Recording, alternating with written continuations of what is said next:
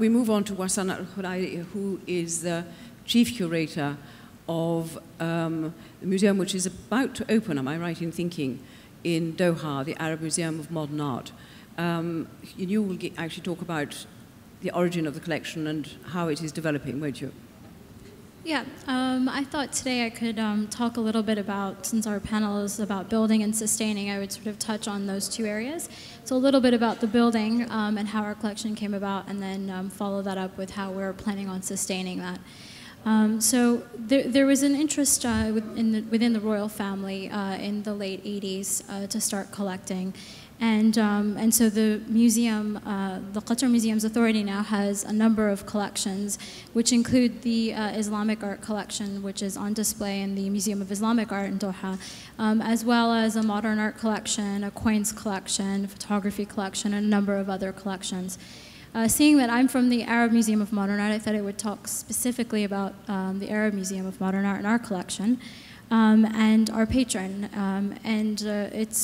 It started in the late 80s. His Excellency Sheikh Hassan bin Mohammed bin Ali Al Thani was someone who was interested in the arts personally. He kind of stumbled upon his interest as someone who sort of got a hold of a camera and was sort of traveling through the desert with family, going on sort of hunts, and realized that instead of sort of focusing on, hunting animals, he was more focusing on, capturing them with his camera and sketching them. And that sort of interest grew and grew, and I think that he started to surround himself with people who are artists or know about art. And at that time, he went to Qatar University and took a course with Yusuf Ahmed, a prominent Qatari artist in Doha now.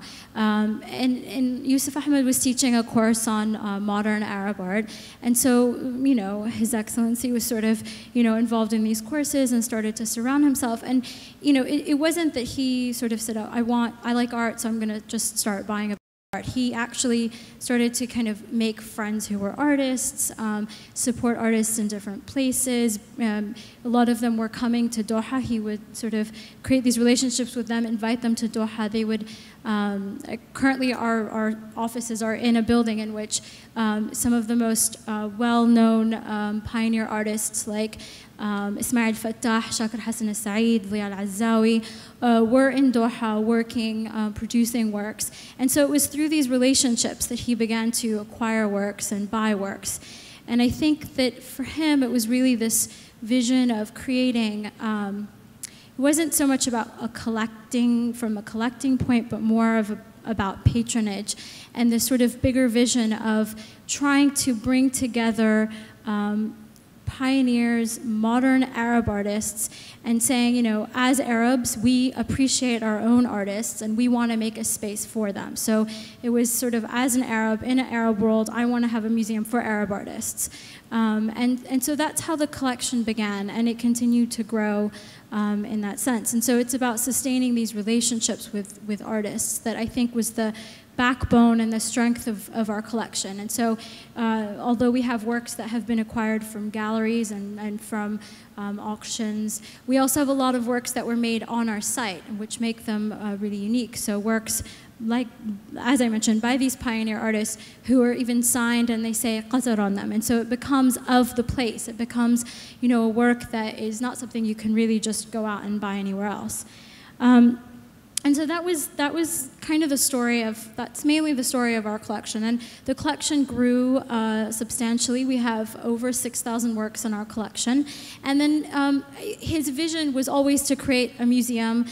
Before he gave the collection to the government, the collection was, a lot of it was on display in a villa. So this sort of act of sharing this collection and having it available for people, even though it was on a small scale, anyone that came through Doha, any VIPs, any people that were interested were brought there to see the collection. And so this idea of the collection not being sort of just something to have for himself, but something that was open to people, was really embedded in the history, in the process and the development of this museum. And the collection was then given to the government and is now being sort of managed under the Qatar Museums Authority and Qatar Foundation. And we are carrying out his vision to have this museum, as I had said before, sort of a by Arabs for Arab artists in an Arab world kind of idea. What we're really trying to do is focus and continue this tradition of sustaining these relationships. And so we are continuing to acquire works.